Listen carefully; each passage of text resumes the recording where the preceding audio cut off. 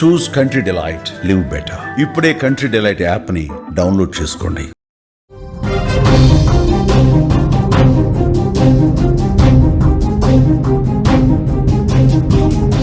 తెలుగు రాష్ట్రాల్లో భారీ వర్షాలు పడుతున్నాయి. జలమయమైపోయాయి విశాఖ, హైదరాబాద్. ఆదిలాబాద్ జిల్లాలో రికార్డు స్థాయి వర్షపాతం నమోదైంది. లోతట్టు ప్రాంతాల్లోకి వరద నీరు చేరుతోంది. కొన్ని జిల్లాల్లో స్కూల్స్కు సెలవు కూడా ప్రకటించారు. జీవీఎంసీ, ప్రభుత్వ యంత్రాంగం అప్రమత్తమయ్యాయి. మరో 3 రోజులు భారీ వర్షాలు ఉండబోతున్నాయి.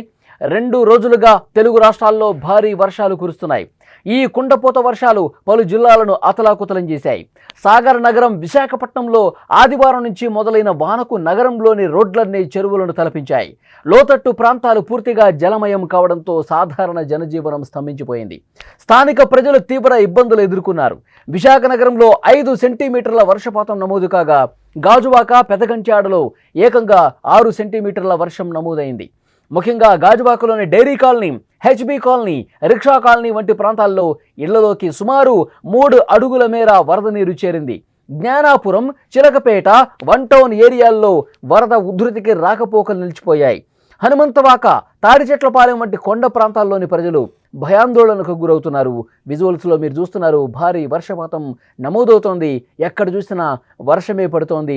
లోతట్టు ప్రాంతాలు జలమయమయ్యాయి. వాగులు, వంకలు పొంగి ప్రవహిస్తుండడంతో ప్రమాదకర పరిస్థితుల్లో ఏ విధంగా నడుచుకుంటూ పోతున్నారో కూడా చూడొచ్చు. వాహనాలు తీసుకొని పోతున్నారో కూడా మనం చూస్తున్నాం. భారీ వర్షాల నేపథ్యంలో జీవీఎంసీ అధికార యంత్రాంగం అప్రమత్తమైంది. భారత వాతావరణ శాఖ మరో 3 రోజుల పాటు భారీ వర్షాలు, ఉరుములు, బలమైన గాలులు వీచే అవకాశం ఉందని స్పష్టంగా హెచ్చరించింది. దీంతో జీవీఎంసీ కమిషనర్ కేతన్ గార్గ్ అధికారులతో సమీక్ష చేపట్టారు.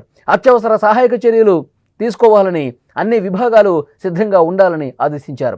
ప్రజల సహాయార్థం జీవీఎంసీ ప్రధాన కార్యాలయంలో ప్రత్యేక కంట్రోల్ రూమ్ ఏర్పాటు చేశారు.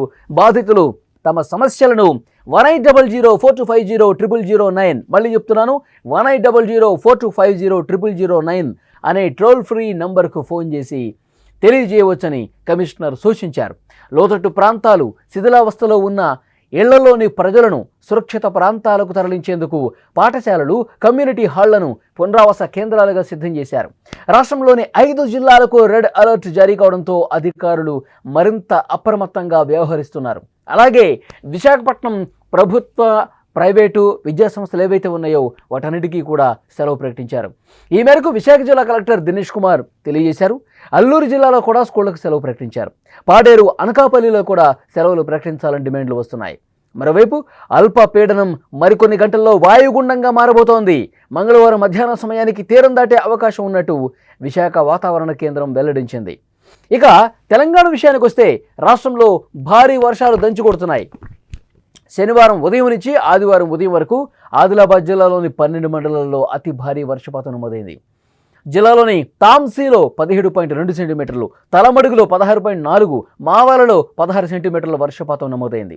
సాత్నాలలో 15.6, సిరికొండలో 14.8, గుడిహత్నూరులో 14.7, ఆదిలాబాద్ అర్బన్ మండలంలో 14.4, ఇంద్రవేలిలో 13.7, బోరోజులో 13.6, జైనదులో 13, ఇచ్చోటలో 12.6, ఆదిలాబాద్ రూరల్లో 12.6 సెంటీమీటర్ల వర్షపాతం నమోదైంది. నిర్మల్ జిల్లాలో కూడా ఆదివారం భారీ వర్షమే కురిసింది. సారంగాపూర్ మండలంలో 13 సెంటీమీటర్లు, తానూరు మండలంలో 10 సెంటీమీటర్ల వర్షపాతం నమోదైంది. మేడ్చల్, మల్కాజ్గిరి జిల్లా ఘట్కేసర్లో ఆదివారం రాత్రి 8:50 నుంచి 10 గంటల వరకు భారీ వర్షపాతం నమోదైంది. వికారాబాద్ జిల్లా తాండూరులో ఆదివారం సాయంత్రం జోరుగా వర్షం పడింది. హైదరాబాద్లోని పలు ప్రాంతాలలో ఆదివారం రాత్రి తేలికపాటి వర్షం కురిసింది. ఇక ఈ వర్షాల కారణంగా ఆంధ్రప్రదేశ్, తెలంగాణ రాష్ట్రాల్లో పలు చోట్ల కరెంటు పోతోంది. విద్యుత్తు సమస్య ఏర్పడింది. రహదారులపై వరద నీరు భారీగా నిలిచిపోవడంతో ట్రాఫిక్ పూర్తిగా స్తంభించింది. నగరాలు, పట్టణాల్లోని లోతట్టు ప్రాంతాల ప్రజలు తీవ్రంగా ఇబ్బంది పడుతున్న పరిస్థితి ఉంది. వాతావరణ శాఖ మరొక 3 రోజుల పాటు భారీ వర్షాలు కురిసే అవకాశం ఉందని హెచ్చరిక జారీ చేసింది. అధికారులు, ప్రభుత్వం నిరంతరం పరిస్థితిని పర్యవేక్షిస్తున్నాయి. లోతట్టు ప్రాంతాల ప్రజలు సురక్షిత ప్రాంతాలకు వెళ్లాలని, అత్యవసరమైతే సహాయక చర్యల కోసం ఏర్పాటు చేస్తున్న కంట్రోల్ రూమ్స్కు కాంటాక్ట్ అవ్వాలని సూచించారు. రైతులు కూడా తమ పంటల విషయంలో తగిన జాగ్రత్త తీసుకోవాలని సలహా ఇచ్చారు. ప్రాణ ఆస్తి నష్టం జరగకుండా అధికార యంత్రాంగం అన్ని చర్యలు చేపట్టింది. సహాయక బృందాలను సిద్ధం చేసి అదనపు బలగాలను అందుబాటులో ఉంచింది. విజువల్స్లో మీరు చూస్తున్నారు, గత 2-3 రోజులుగా రెండు తెలుగు రాష్ట్రాల్లోని అనేక ప్రాంతాల్లో ఈ విధంగానే వర్షపాతం నమోదవుతోంది. బయటకు రాలేని పరిస్థితి ఏర్పడింది. లోతట్టు ప్రాంతాల్లో ముఖ్యంగా వాగులు వంకలు పొంగి ప్రవహిస్తున్నాయి. కలవట్లు దాటి ఉప్పొంగి ప్రవహించడంతో, అలుగుపారి ప్రవహించడంతో రాకపోకలకు తీవ్ర ఇబ్బంది ఏర్పడింది. కొన్ని చోట్లయితే ప్రమాదకర పరిస్థితుల్లోనే వాళ్ళు వాగు దాటుతున్నారు. మనం విజువల్స్లో చూడొచ్చు. ఒక పక్క వాహనదారులు ఏ విధంగా ఇబ్బంది పడుతున్నారు విజువల్స్ చూస్తూ ఉన్నాం. ఆ వాగులో ఏ విధంగా నడుచుకుంటూ వస్తున్నారు, వాహనాలు తీసుకుంటూ వస్తున్నారు విజువల్స్లో మనం చూస్తున్నాం. రెండు తెలుగు రాష్ట్రాల్లో చాలా చోట్ల ఇలాంటి ప్రమాదకర పరిస్థితుల్లోనే చిన్న చిన్న పిల్లల్ని తీసుకుని కూడా వాళ్ళు అంతే ప్రమాదంగా వాగులు దాటుతున్నటువంటి సిచ్యువేషన్ కనిపిస్తోంది. చెప్తున్నారు వర్షాలు పడే సమయంలో అధికారులు చాలా స్పష్టంగా హెచ్చరిక జారీ చేస్తున్నారు. వర్షాలు పడే సమయంలో ఎవరూ కూడా దయచేసి బయటకు రావద్దు. ముఖ్యంగా ప్రమాదకరమైనటువంటి ప్రాంతాలలో మీరు వాహనాలతో ముందుకు రావద్దు. ఈ పట్టణాల్లో అయితే విపరీతంగా ట్రాఫిక్ జామ్ అవుతుంది కాబట్టి రోడ్ల మీదకి రావద్దు అని చెప్పి చాలా స్పష్టంగా హెచ్చరిస్తున్న పరిస్థితి. 2 రోజులుగా తెలుగు రాష్ట్రాల్లో కురుస్తున్నటువంటి భారీ వర్షాలకు ఏ విధమైన పరిస్థితులు ఉన్నాయో విజువల్స్లో మీరు చూస్తున్నారు. ఈ కుండపోత వర్షాలు పలు జిల్లాలను అతలాకుతలం చేశాయి. ముఖ్యంగా విశాఖపట్నంలో ఆదివారం నుంచి మొదలైన వానకు నగరంలోని రోడ్లు మొత్తం కూడా చెరువుల్లా కనిపిస్తున్నాయి. లోతట్టు ప్రాంతాలు పూర్తిగా జలమయవడంతో సాధారణ జనజీవనం స్తంభించిపోయింది. స్థానికంగా ప్రజలు ఇబ్బంది పడుతున్నారు. స్కూళ్ళకి సెలవు ప్రకటించారు. సెంటీమీటర్లు వర్షం పడటంతో అక్కడ స్థానిక ప్రజానీకం అనేక ఇబ్బందులు పడుతుంది. వాళ్ళ నిత్యావసరాలకు రోడ్ల మీద కూడా రాలేని పరిస్థితి ఏర్పడుతుంది. ముఖ్యంగా విశాఖలో పరిస్థితి అయితే చాలా ఏ విధంగా ఉందంటే అక్కడ ప్రజలు తీవ్ర ఇక్కట్లు పడుతున్నారు.